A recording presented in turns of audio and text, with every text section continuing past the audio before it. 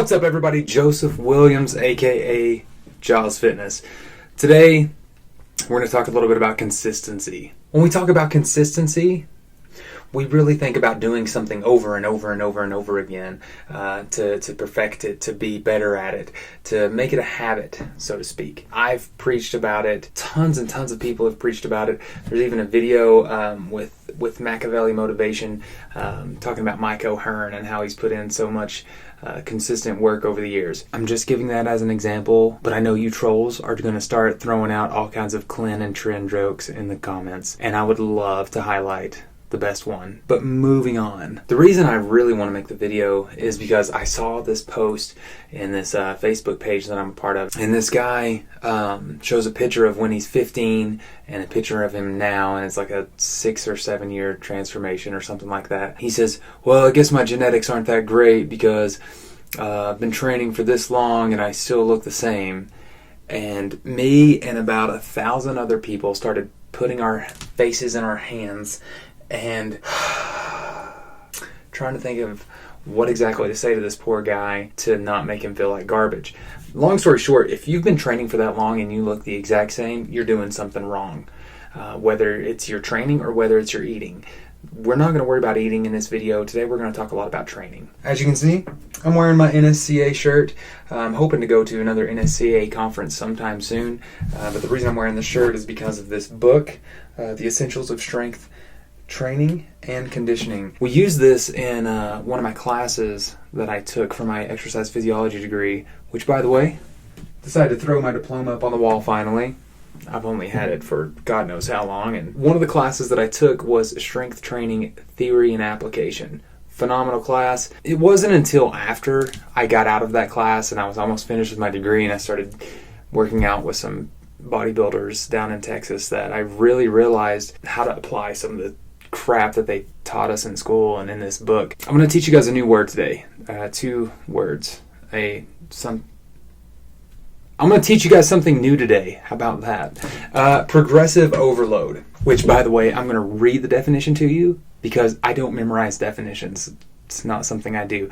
Progressive overload is progressively placing greater than normal demands on the exercising musculature. Today, we're going to lift 5 pounds with our bicep curls. Next week, we're going to lift 10 pounds with our bicep curls. You get the point.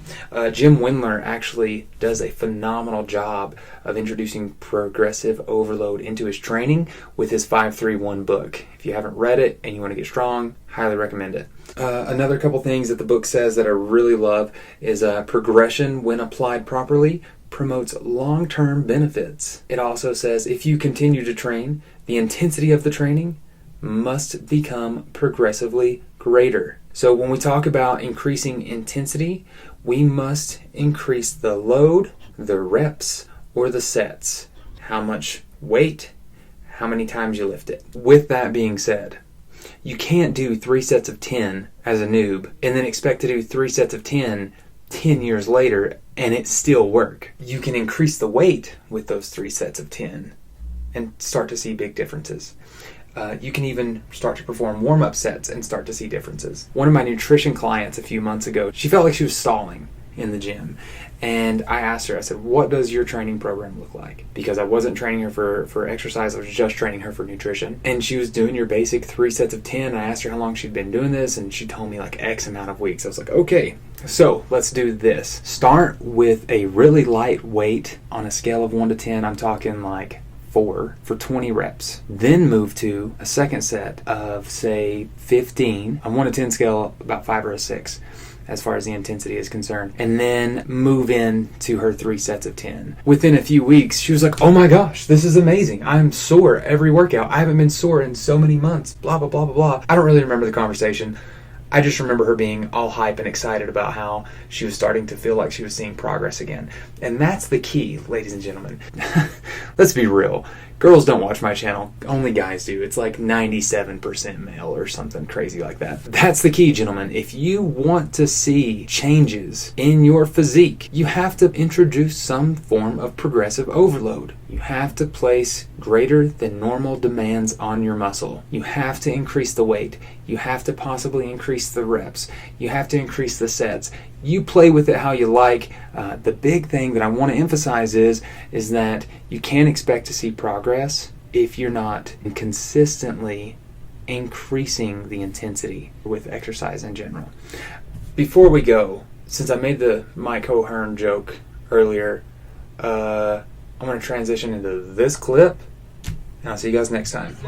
You are backstage. And I run into this guy, Mike O'Hearn, ladies and gentlemen. Oh boy, oh boy. You guys support this man. It's a good dude Are right we here. gonna pose together? All right.